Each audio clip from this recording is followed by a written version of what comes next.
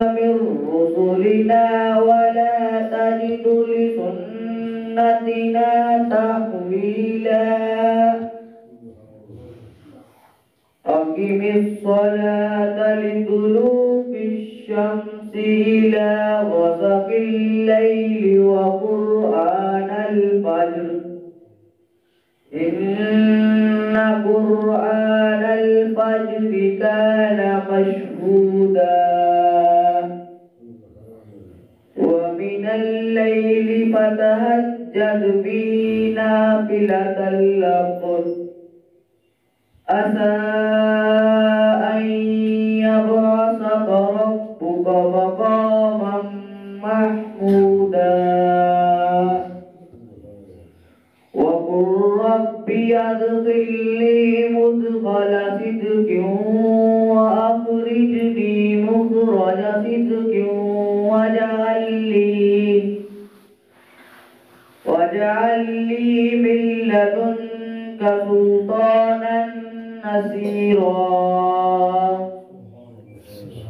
وقل جاء الحق وذهب الباطل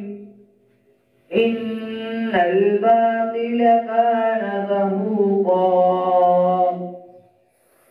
وننزل من القرآن ما هو شفاء ورحمة للمؤمنين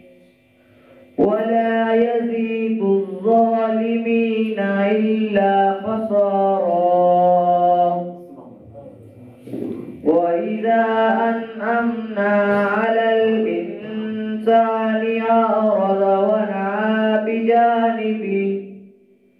وإذا مسه الشر كان يئوسا قل كل يعمل على شاكلته فربكم أعلم بمن هو أهدى سبيلا صدق الله العظيم کہ جس سے یا رسول اللہ کروں میں بیان کروں تیرے تمامی یا رسول اللہ دہائی حسن یوسف کی بڑی مشہور دنیا میں وہاں بھی آپ کا جلوہ گرامی یا رسول اللہ بارگاہ مصطفیٰ اپنی حاضری اپنی محبت پھول پیش کرنے واسطے میں بڑے ادب کے نال دعوت دیاں گا ساڈے بہت ہی محترم اور گاہے بگاہے ساڈی اصلاح فرمان والے با مقصد گفتگو کرنے والے بہت ہی پیارے شخصیت جناب بھائی غلام مصطفیٰ صاحب تشریف لے آؤ اور دوشید غزل پیش فرمان سرکار صلی اللہ علیہ وسلم مصطفیٰ دے چاند شعر اور شعر فرمان سارے دلوں میں فرمان تمام دوستوں کے لیے ہو بیٹھا ساتھیوں کو تشریف لے آواز پر کام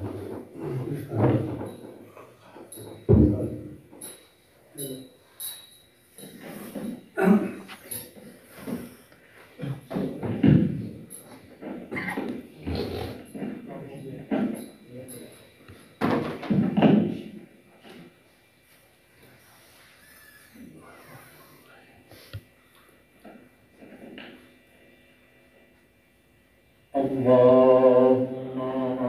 صل على سيدنا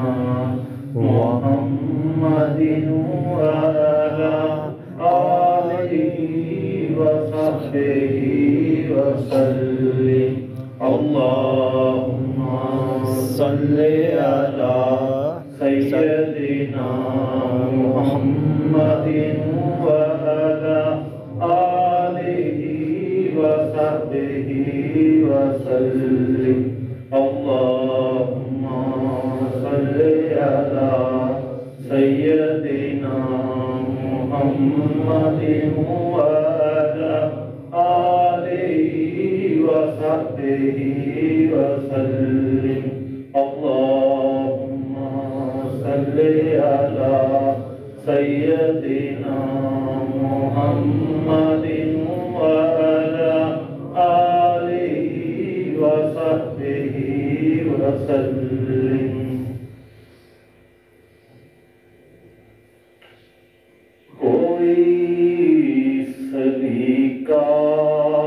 ہے آرزو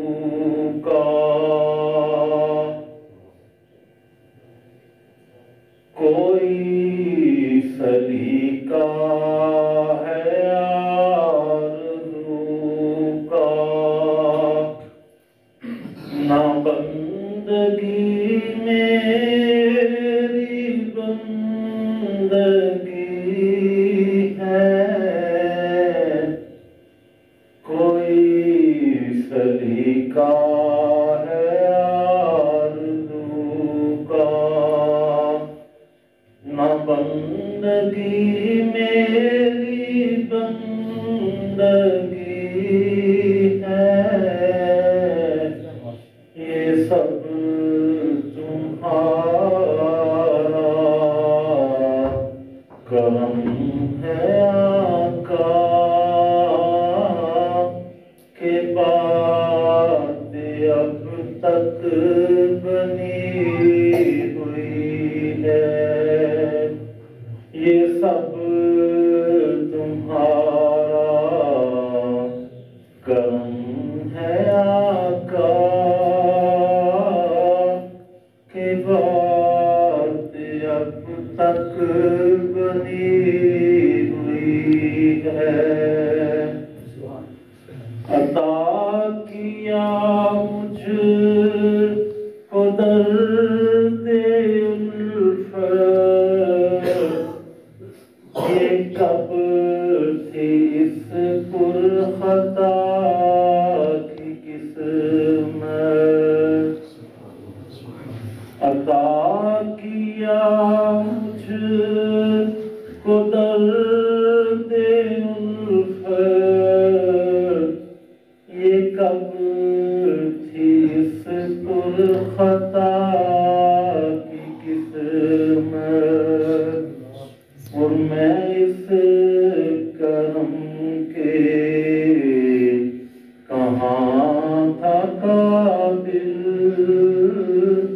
حضور کی بندہ پروری ہے، اور میں اس کرم کے کہاں تھا قابل، حضور کی بندہ پروری ہے، یہ سب تمہارا کرم ہے آقا، کہ بات اب تک بنی ہوئی ہے، اور میں اس کرم کے کہاں تھا قابل، حضور کی بندہ پروری ہے، اور عمل کے اپنے اساس کیا ہے، بجز ندامت کے پاس کیا ہے، عمل کے اپنے اساس کیا ہے، بجز ندامت کے پاس کیا ہے، سلامت رہے ایک تمہاری نسبت، میرا تو بس آسرا یہی ہے، سلامت رہے ایک تمہاری نسبت، میرا تو بس آسرا یہی ہے، یہ سب تمہارا کرم ہے آقا، کہ بات اب تک بنی ہوئی ہے، اور میں اس کرم کے کہاں تھا قابل، حضور کی بندہ پروری ہے، اور بشیر کہیے نذیر کہیے، انہیں سراج منیر کہیے، بشیر کہیے نذیر کہیے انہیں سراج منیر کہیے جو سر بسر ہے کلام ربی وہ میرے آقا کی زندگی ہے جو سر بسر ہے کلام ربی وہ میرے آقا کی زندگی ہے یہ سب تمہارا کرم ہے آقا کی بات اب تک بنی ہوئی ہے اور میں اس کرم کے کہاں تھا قابل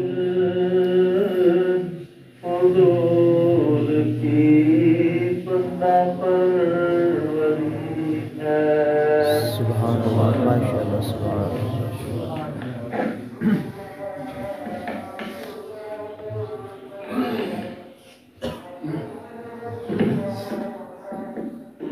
ماشاءاللہ جی بڑی محبت نال اپنی حاضر پیش ہمارے ساتھ برکت واسطے ماشاءاللہ علماء کرام تشریف لائے ہیں بڑے دور و نزدیک تو سب نے دلی کعبے میں خوش آمدید آخنے ہیں اور ساڈا الحمدللہ اللہ کے فضل کرم نال 11واں ماہانہ درس قرآن جو آج میرا انعقاد ہو رہا ہے اللہ کے فضل نال تو برکت واسطے جنہوں کے سارے درس کے بعد روٹین چلتی گئی ہے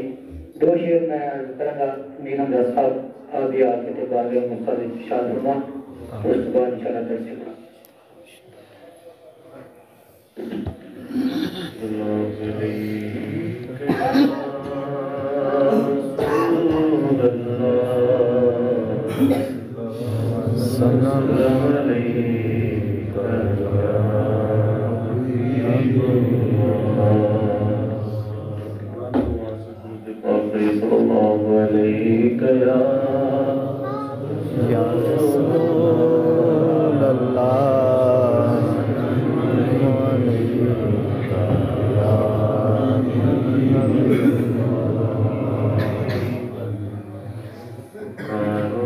یا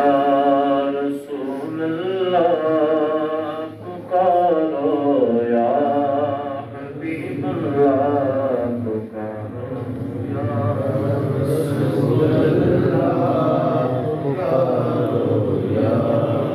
حبیب اللہ کی صدا بلند ہونی چاہیے پھر کہ پکارو یا رسول اللہ پکارو یا حبیب اللہ میرے آقا میرے مولا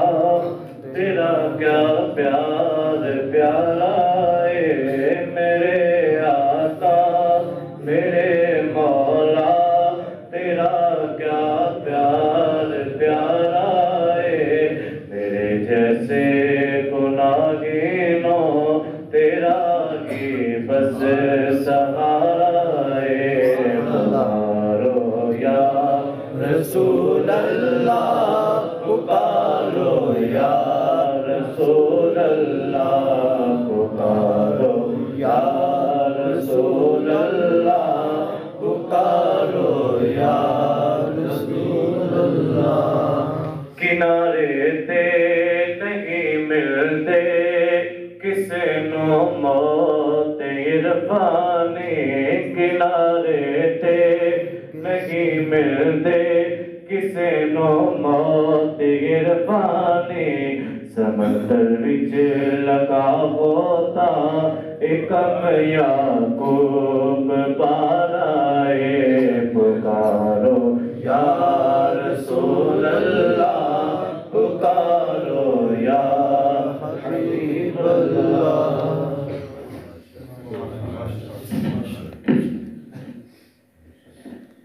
تصدیق سے اس گل سے بھی بڑا زیادہ شکر ادا کرنے ہاں اور کچھ کروڑا رحمتاں نے کہ سرکار دی ذات نے سانو توفیق بخشی ہے اپنے پروگرام سجا کے سانو وچ بیٹھن دی توفیق فرماتا اور خصوصی طور تے صاحب پیر محمد ویس صاحب دا بڑے مشکور ہاں کہ سانو جویں آکھیا جدوں آکھیا بھی اس طرح آ جاؤ اننے بجے آ جاؤ انہاں کدی سانو نہ نہیں کیتی اے وی انہاں دی محبت ہے اور پیار ہے ساڈے دے نال اللہ پاک آپ دا پیار محبت سایہ ساڈے سیراں دے تابع سے عطا فرمائے میرا تقیر پروفیسر حافظ محمد ویس نقشبندی صاحب اپنے پیارے ملفوظات ساڈے دلاں میں فرماتے نعرہ تکبیر اللہ اکبر یا رسول اللہ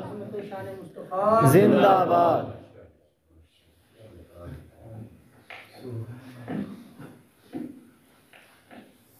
نحمده ونسلم على رسوله الكريم وعلى آله وأصحابه أجمعين أما بعد أعوذ بالله من الشيطان الرجيم بسم الله الرحمن الرحيم يا أيها الذين آمنوا كتب عليكم الصيام كما كتب على الذين من قبلكم لعلكم تتقون أياما معدودات من كان منكم مريضا أو على سفر فعدة من أيام أخر وعلى الذين يطيقونه فدية طعام مسكين فمن تطوع خيرا فهو خير له وأن تصوموا خير لكم إن كنتم تعلمون آمنت بالله صدق الله العظيم وبلغنا رسوله النبي الكريم الأمين کہاں سے وہ زبان آؤں کہ جس سے یا رسول اللہ کروں میں بیان کن تیرے تمامی یا رسول اللہ محمد تو اللہ محمود دونوں حمد کے محمود دونوں کا ایک ہی معنی کرامی یا رسول اللہ دہائی حسن یوسف کی بڑی مشہور دنیا میں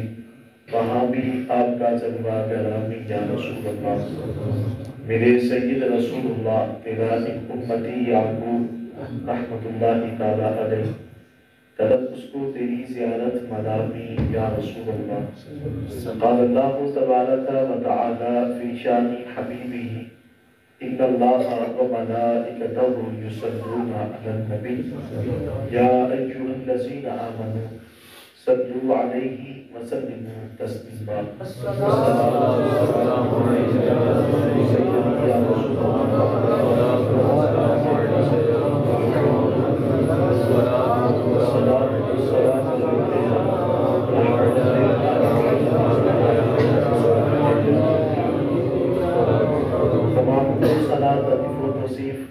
اللہ رب العزت کے لیے جو خالق کی کائنات بھی ہے اور مالک ارض و سماوات بھی اللہ تعالیٰ جل وعلا کی حمد و ثنا کے بعد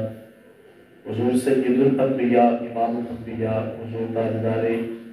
ختم المرتبت علیہ تحیت و ثنا کی پاک بارگاہ میں ہدیہ درود و سلام کا نذرانہ پیش کرنے کے بعد نہایت ہی واجب الاحترام مقتدر علماء زیواتار یاران طریقت حاضرین و ناظرین السلام علیکم ورحمۃ اللہ وبرکاتہ آج کا یہ ہمارا ماہانہ درس قرآن جو کہ محلہ صوفی آباد میں انعقاد پذیر ہوتا ہے آج یہ آپ کی جامع مسجد میں انعقاد پذیر ہے اس میں میں اور آپ سب حضرات حاضر ہیں دعا ہوں کہ اللہ تعالیٰ ہمارے آج کے اس پروگرام کو اپنی بارگاہ میں شرف قبولیت عطا فرمائے اور جس عقیدت اور محبت سے آپ احباب دور دراز سے تشریف لائے اللہ آنے والے احباب کو قدم قدم کا بدل اجر عظیم عطا فرمائے میں بڑی اختصار کے ساتھ آپ احباب کی محبت کو دیکھتے ہوئے میں اپنی گفتگو آپ احباب کی گوشگزار کروں گا دعا ہوں کہ اللہ تعالیٰ ہمیں قرآن سمجھ کر اس پر عمل کی توفیق عطا فرمائے قرآن کریم فرقان حکیم کے دامن سے سورۃ البقرہ کی آیات آپ کے سامنے تلاوت کا شرف حاصل کیا ہے اس کے ضمن میں چند باتیں آپ احباب سے میں کرنے کی سعادت حاصل کروں گا رب کائنات میں قرآن کریم فرقان حکیم میں رمضان مبارک اس کی فرضیت کا حکم ہے اس کو ارشاد کیا ہے فرمایا کہ یا ایھا الذین آمنوا کتب علیکم الصیام، اے ایمان والو تمہارے اوپر روزہ فرض کر دیا گیا، کما کتب علی الذین من قبلکم، جیسا کہ تم سے پہلے لوگوں پر فرض کیا گیا، لعلکم تتقون، اس کا مقصد یہ ہے کہ تم متقی اور پرہیزگار بن جاؤ۔ بڑی عظمت ہے اور بڑی شان ہے اس شخص کی کہ جسے رب کائنات نے زندگی میں حالت صحت میں ماہ رمضان کی یہ سعادت بڑی جو لمحے ہیں وہ نصیب فرمائے گے، اور ان ایام کے اندر اللہ کی رحمتوں کا نزول ہوتا ہے اور اس کی خاص جو برکات ہیں وہ یوں برستی ہیں کہ جیسے بارش برس رہی ہو۔ تو یہ بڑی سعادت ہے ہمارے لیے کہ اللہ تعالیٰ نے ہمیں زندگی میں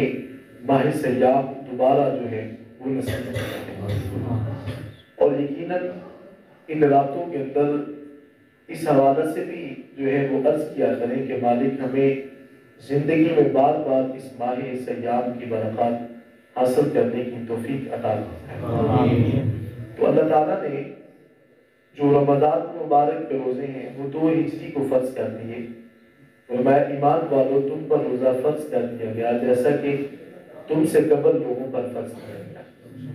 عرض کی مالک اتنی جو ہے وہ بھوک اور پیاس کی شدت اور اپنی مخلوق کو جو ہے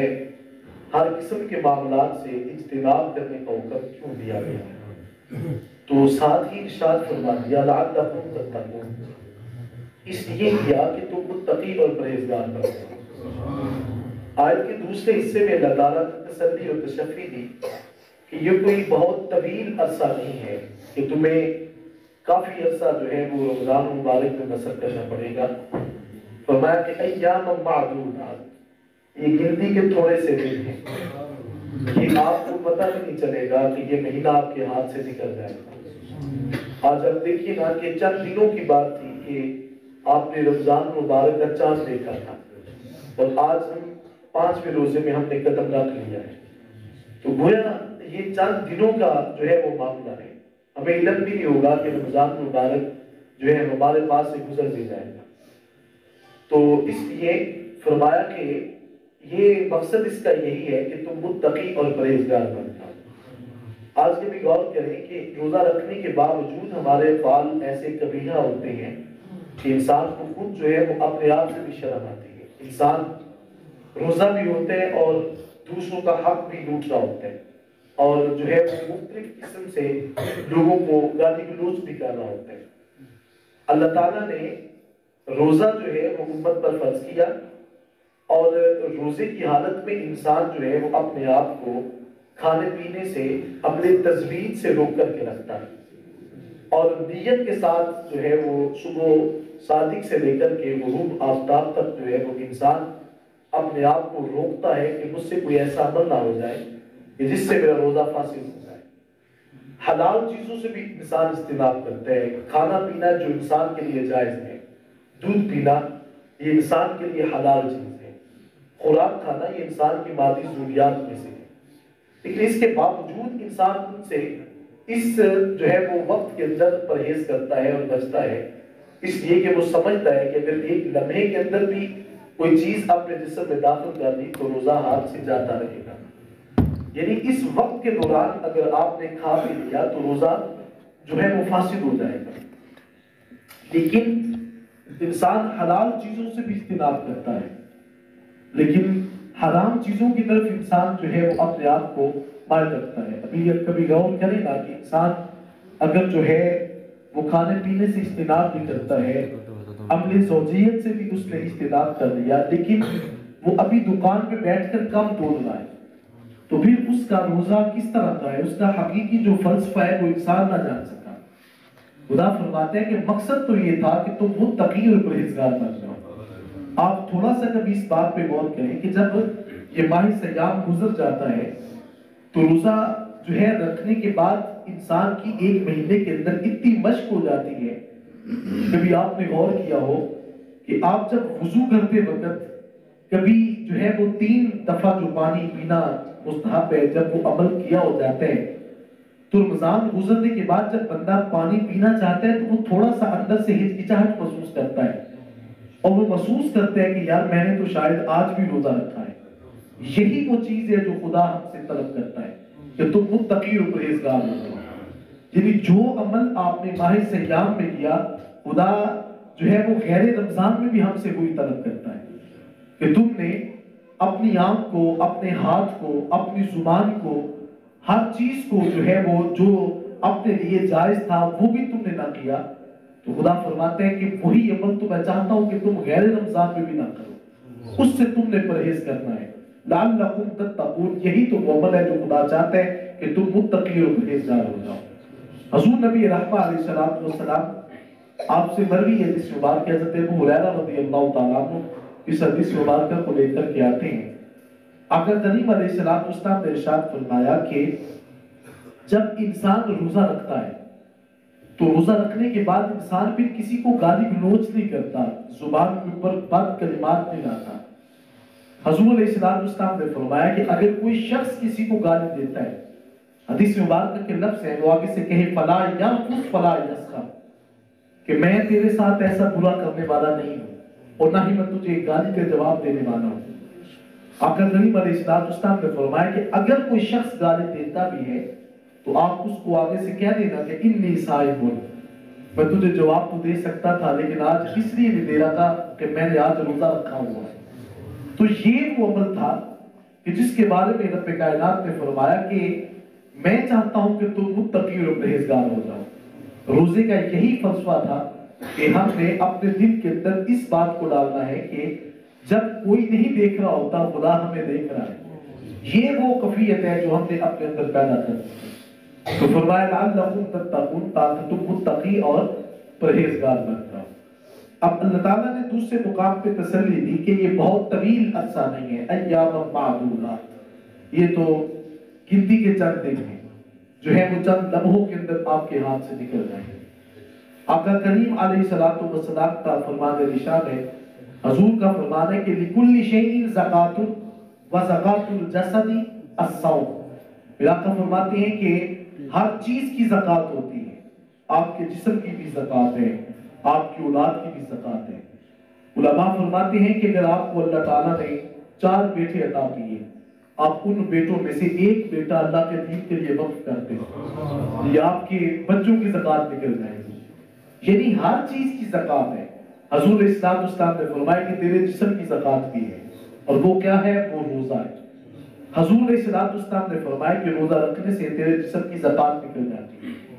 حضور اسلام نے ارشاد فرمایا کہ میرا آقا فرماتے ہیں کہ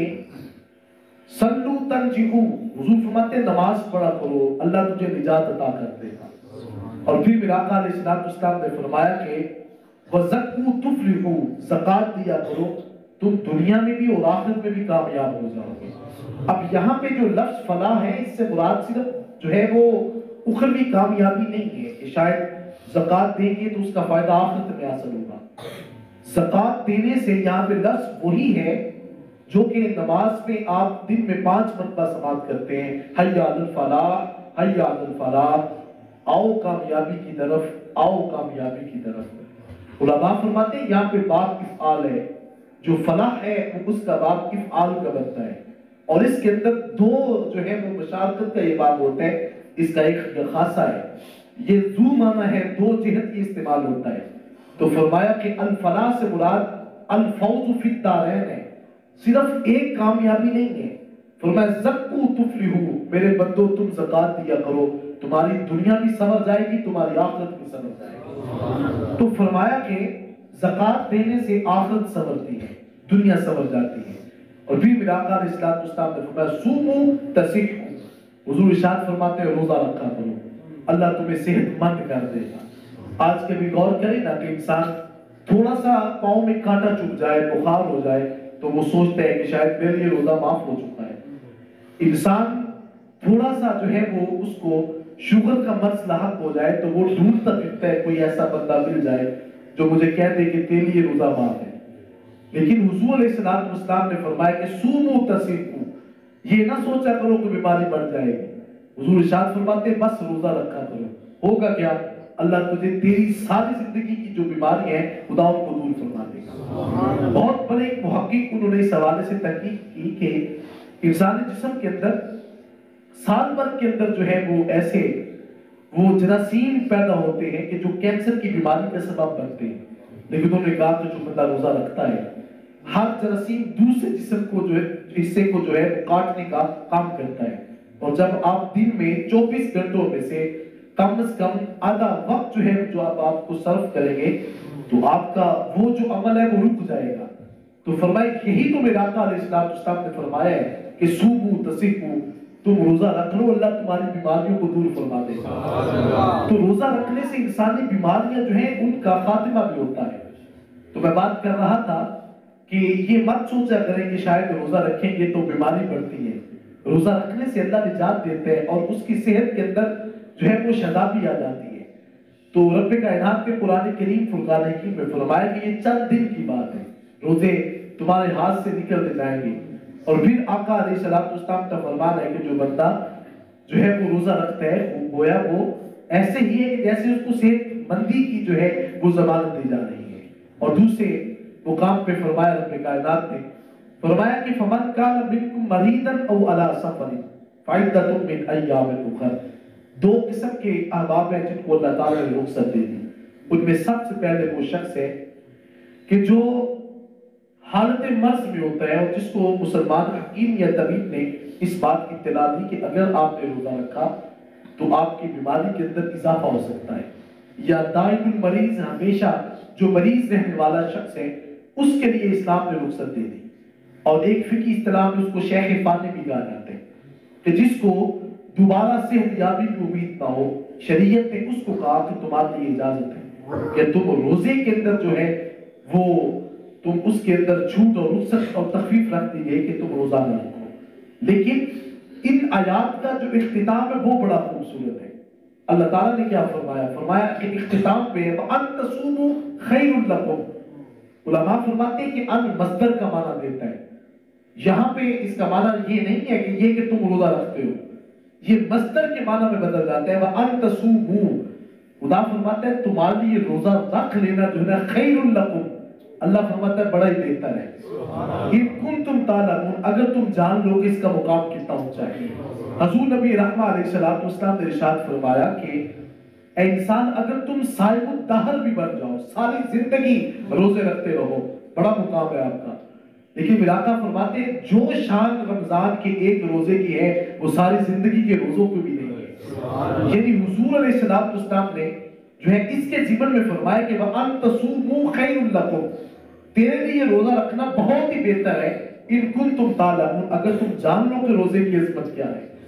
میں اکثر یہ بات کیا کرتا ہوں کہ اس رمضان کی عظمت ہمیں کیا پتا کہ اس کا مقام کتنا ہے۔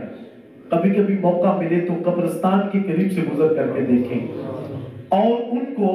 وہاں جو ہے وہ کان لگا کر کے ان سے پوچھیں نا کہ اس کی عظمت کتنی ہے، اس کی شان کیا ہے، وہ آپ کو جواب دیں گے ہم بھی دنیا سے آئے تھے تو پتہ ہمیں بھی نہیں تھا، لیکن اس کا پتہ تو اب چلا کہ اس کی سعادت اور اس کی رحمتیں کتنی ہیں۔ انہوں نے جواب دیا کہ جب سے رمضان کا چاند طلوع ہوا ہے اللہ تعالیٰ نے سب قبر والوں سے عذاب کو دور فرما دیا ہے۔ تو فرمایا کہ یہ جو ہے یہ اس کے لیے تخفیف ہے کہ جو تم میں سے دائمی طور پہ مریض ہو جاتا ہے، اور اس میں علماء نے ایسی خواتین کے لیے بھی لکھا کہ جو امید سے ہو،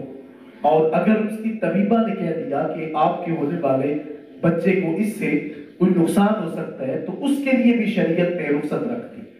کہ فمن کان منکم مریضا او علی سفر، یا وہ بندہ جو شرعی سفر کرتا ہے۔ اب میں آستانہ سے نکل کے آیا ہوں تو میں مسافر نہیں ہوں،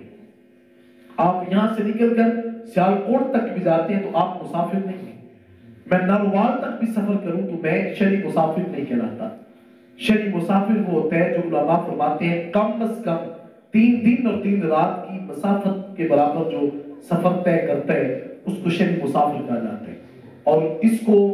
فقہاء نے کم از کم جو ہے وہ 98 کلومیٹر تک جو ہے اس کا ایک رکھا ہے کہ اگر اتنا سفر انسان جو ہے وہ حالت روزہ اس کو جو ہے وہ دوران سفر اگر ایسا معاملہ سہری آ جاتی ہے تو شریعت نے اس کے لیے جو ہے وہ رخصت رکھ دی لیکن آخر حکم وہی ہے وَأَن تَصُومُوا خَيْرٌ لَكُمْ. سفر تو ساری زندگی ہوتے ہی رہیں گے، لیکن اللہ فرماتا ہے تمہارے لیے روزہ رکھ لینا بہت ہی بہتر ہے ان کنتم تعلمون، اگر تم اس کو جان لیتے. خدا کے محترم میں بات کر رہا تھا، فرمایا کہ اس کے لیے رخصت ہے جو انسان مریض ہو جائے، اور دوسرا وہ شخص کہ جو اس کیفیت کے اندر آئے کہ وہ حالت سفر میں ہو اور وہ شرعی سفر پہ روانہ ہو جائے. اور پھر فرمایا کہ جو انسان شرعی سفر کرتا ہے اس کے لیے رب کائنات نے رخصت رکھ دی. اور کچھ وہ ہیں جو دائم المریض ہیں، جو ہمیشہ حالت مرض میں رہتے ہیں. تو فرمایا کہ فمن تطوع خیرا فہو خیر اللہ، کہ اس کے لیے جو ہے وہ اس سے ماقبل ہے کہ فما ایام معدودات فمن کان منکم مریضا او علی سفر فعدۃ من ایام اخر وعلى الذین یطیقونہ فدیۃ طعام مسکین. جو بندہ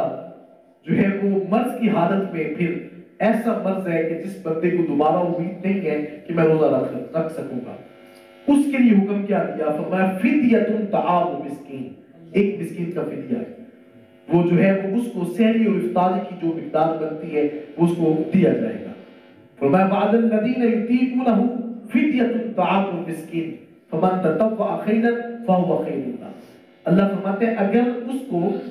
اس روزے کا جو ہے فدیہ کچھ زیادہ ہی دے دیا، خدا فرماتے ہیں کہ یہ کوئی فضول خرچی نہیں ہوگی، یہ بہت ہی بہتر ہے. اس کی علماء فرماتے ہیں حکمت یہ ہے کہ تمہیں کیا پتا کہ روزے کا مقام کیا ہے، تم صرف فدیہ دے کر کے تم نے کہہ دیا کہ میں نے روزے کا حق عطا کر دیا. فرمایا تجھے ساری زندگی بھی تو روزہ رکھے تو اس کا حق ادا نہیں ہو سکتا. یہ جو روزے کو حق مقام بخشا یہ پیسوں سے نہیں تولا جاتا، یہ تو اللہ کی رحمتوں کا نزول ہو رہا ہے. اس کو پیسوں کی مقدار کے ساتھ نہیں آپ کہیں گے کہ میں نے فدیہ دیا تو شاید میرے روزے کا حق ادا ہو گیا. یہ روزے کا حق کبھی بھی ادا نہیں ہو سکتا.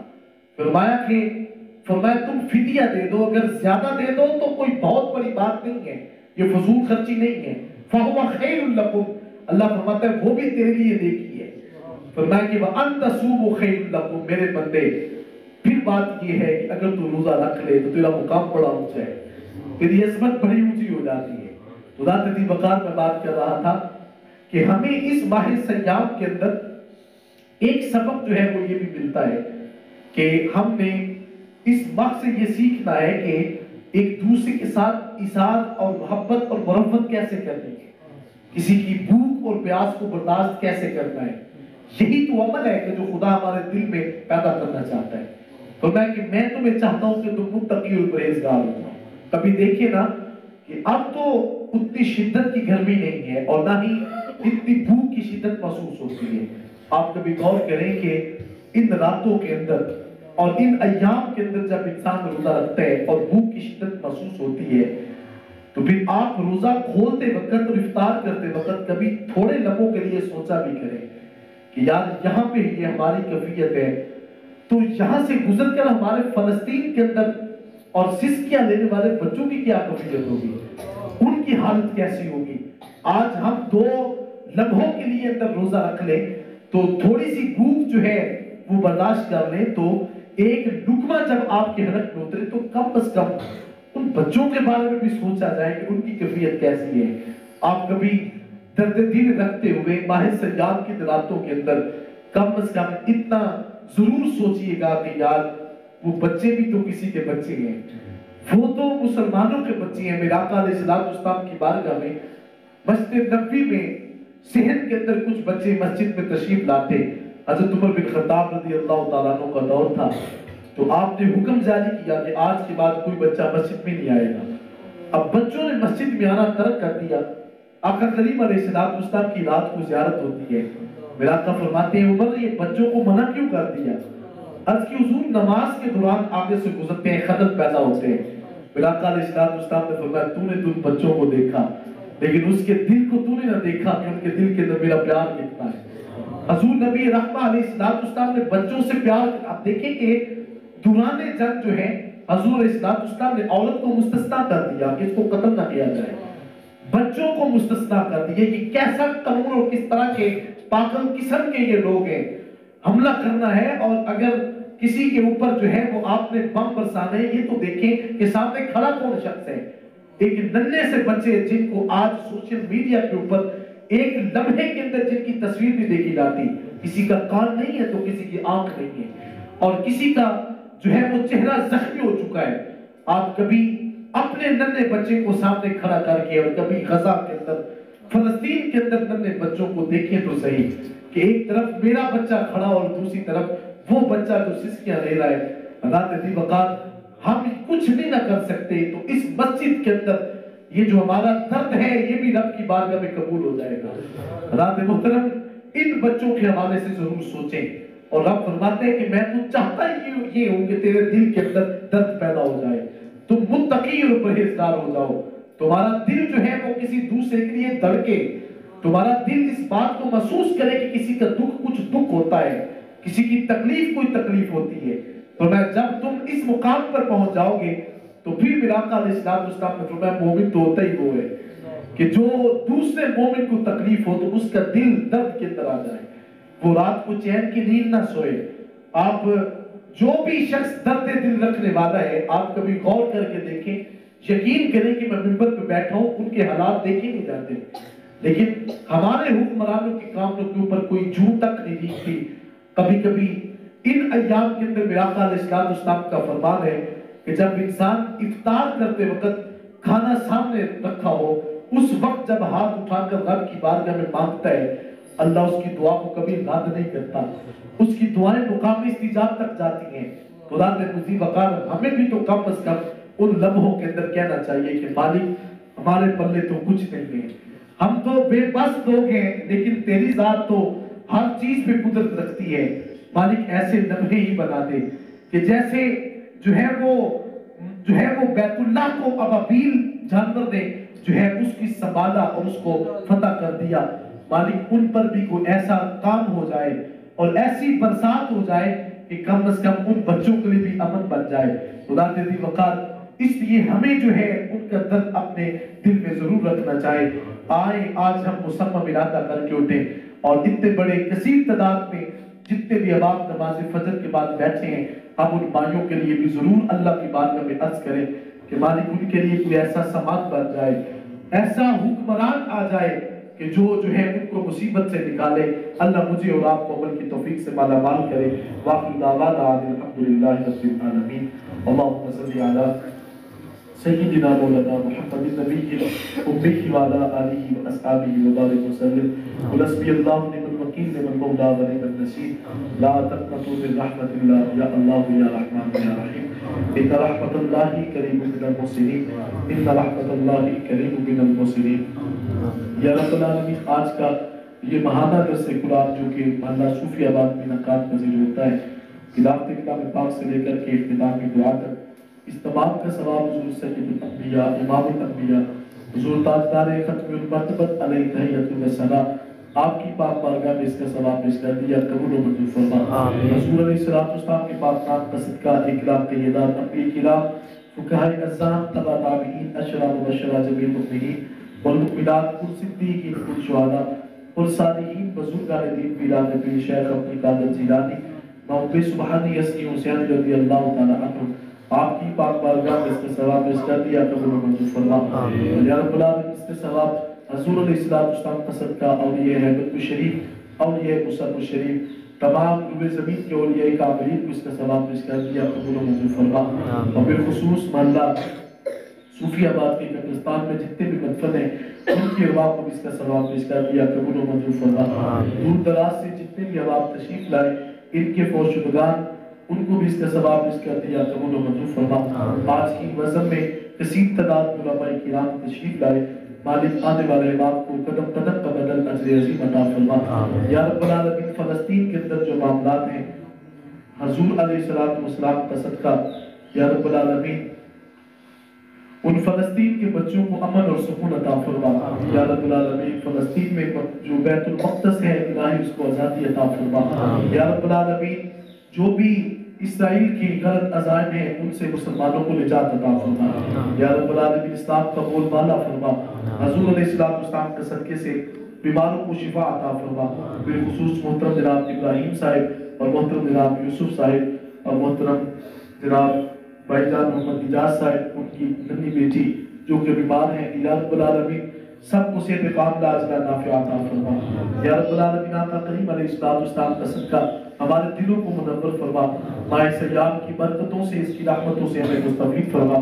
یا رب العالمین زندگی میں بار بار ماہ سیام کے فیوز حاصل کرنے کی توفیق عطا فرما میں سو جاؤں یا مصطفیٰ کہتے کہتے کھلے آنکھ صلی علی کہتے کہتے وصلی اللہ تعالی علی خیر خلقہ و نور عرشہ وزینتی فرشہ محمد وعلی آلہ واصحابہ اجمعین برحمتک یا